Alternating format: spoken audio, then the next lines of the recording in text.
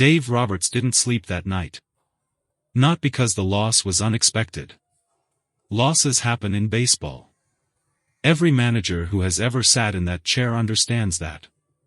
The sport is built on failure as much as it is built on success, and the men who last in this profession are the ones who have learned to process defeat without being destroyed by it. But this particular defeat was different. This was not a game that slipped away in the ninth inning. This was not a loss that could be filed under bad luck or an off night from the bullpen. This was something more structural. Something that pointed not at a single bad decision but at a pattern. And patterns, in Dave Roberts' world, demand responses. By the time the sun came up over Los Angeles, the decisions had already been made. To understand what Roberts did in the hours after that defeat, you first need to understand what he saw during the game itself. He saw a lineup that had grown comfortable in the wrong way. Not comfortable in the sense of confidence. Comfortable in the sense of complacency. The kind of comfort that settles into a team when the same names appear in the same positions night after night, when the opposition has had enough time to build a complete file on every tendency, every weakness, every predictable response to pressure. He saw Mookie Betts struggle in a way that was no longer explainable by a single bad night. Betts is one of the finest baseball players of his generation. No one in that organization questions that. But a pattern had emerged in his at-bats that the opposing pitching staffs had clearly identified and were now exploiting with increasing confidence. Roberts had watched it happen across enough games to know that watching it happen one more time was not an option. He saw Dalton Rushing, who had been given an opportunity that young catchers rarely receive at this stage of a pennant race, reach the edges of what his experience could carry him through. And he saw something else. Something that had been quietly building for weeks in the back of his mind like a question he hadn't yet allowed himself to answer fully. Roki Sasaki. The conversation about Sasaki had been happening in fragments for longer than anyone in the organization had publicly acknowledged. He had come to the Dodgers carrying the particular weight of enormous expectation, the kind of expectation that a young pitcher from Japan inherits when he arrives in Los Angeles with his specific combination of raw ability and still developing command. As a starter, he had shown everything and hidden nothing. The talent was visible. The ceiling was obvious. But the path between where he was and where he needed to be was longer and less predictable than anyone had wanted to admit. Roberts had been watching the bullpen with equal attention. Watching the late innings. Watching the moments when games that should have been controlled began to loosen at the edges. And in those moments, he had found himself returning to the same thought. What if Sasaki's gifts, that particular combination of velocity and movement that made him difficult to track across a short, explosive appearance, were better suited to the back of a game than the front of one? After the defeat, that thought was no longer theoretical. The Sasaki conversion was announced quietly. Not with the fanfare of a blockbuster trade or the drama of a press conference. It moved through the organization the way significant decisions sometimes do, through the people who needed to know first, then outward in careful concentric circles.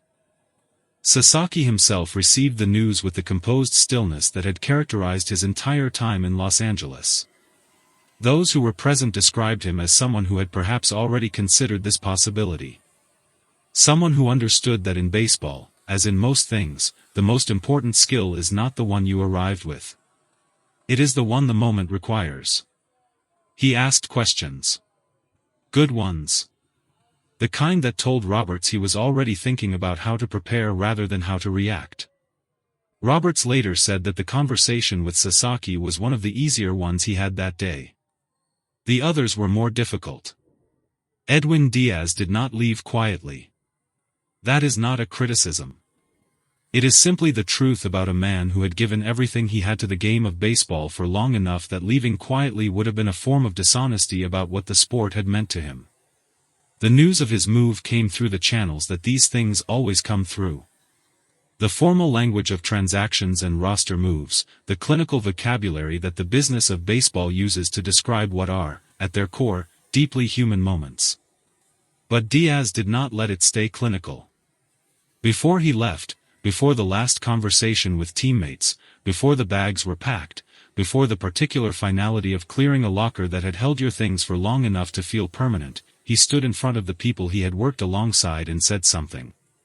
He didn't prepare a speech. The people who were there are clear about that. It was not the kind of thing a man sits down the night before and writes out in careful paragraphs. It came from somewhere more immediate than that.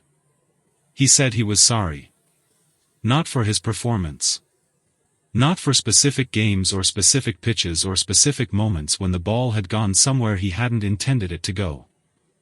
He was sorry for the way things had ended. For the feeling that he had not been able to give the team the version of himself that he had wanted to give them. For the distance between what he had hoped to contribute and what the season had allowed him to contribute. The room was quiet when he finished. Several people who were present have described the same thing independently, that the apology landed differently than apologies usually do in that setting. Because it was not defensive. It was not the kind of sorry that is really an explanation wearing a softer name. It was just a man acknowledging, plainly and without armor, that he had wanted to be more for this team than he had managed to be. Diaz walked out of that clubhouse with his head up. That matters. That is the part of the story that the transaction wire cannot capture. The decisions about Betts and Dalton rushing arrived together, which made them feel heavier than either one might have felt alone. Mookie Betts being removed from his position in the batting order is not a small thing. It is not a footnote. It is a statement about where the season stands and what the organization believes is necessary to change the direction it is currently moving in. Roberts understands that better than anyone. He did not make that call lightly. He made it because not making it would have been the easier choice, and in his experience, the easier choice in May very rarely turns out to be the right one in October. Betts received the news the way great players tend to receive difficult news, with the kind of measured response that reflects not indifference but discipline.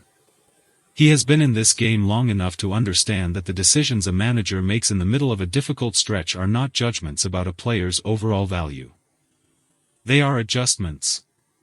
They are the organization's way of saying, what we have been doing is not working well enough, and we are going to try something different.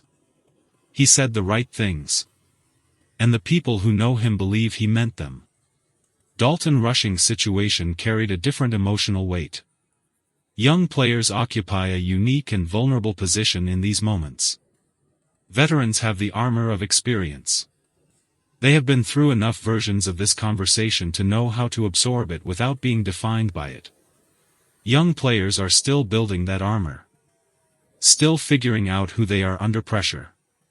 Still discovering the difference between a setback that ends something and a setback that teaches something. Robert spent more time on that conversation than on any other that day. The people closest to the situation describe him as unusually careful with his words. As someone who was conscious that what he said in that room, and more importantly, how he said it, had the potential to shape the trajectory of a young player's career in ways that went far beyond a single roster decision. He told Rushing that the move was about the team's needs right now, in this moment, in this specific stretch of the season. He told him that the evaluation of his future was not contained in today's decision. He told him that the organization's belief in what he could become had not changed. Whether those words fully landed is something only Dalton Rushing knows. But Robert said them.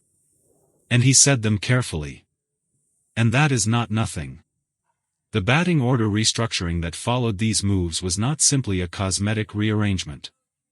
It reflected a deeper recalibration of what Roberts believed the Dodgers needed to look like in order to compete at the level the next 4 months would demand. Every position in a batting order carries its own logic. Its own set of expectations about what kind of at-bat is needed in what kind of moment. Roberts had spent years building lineups that matched the right player to the right expectation at the right time. What the restructuring represented was his honest assessment that the current alignment was no longer doing that effectively enough. New names in new positions. New sequences. New demands placed on players who would now need to perform different functions in the game's architecture than the ones they had grown accustomed to. Change is uncomfortable. In baseball,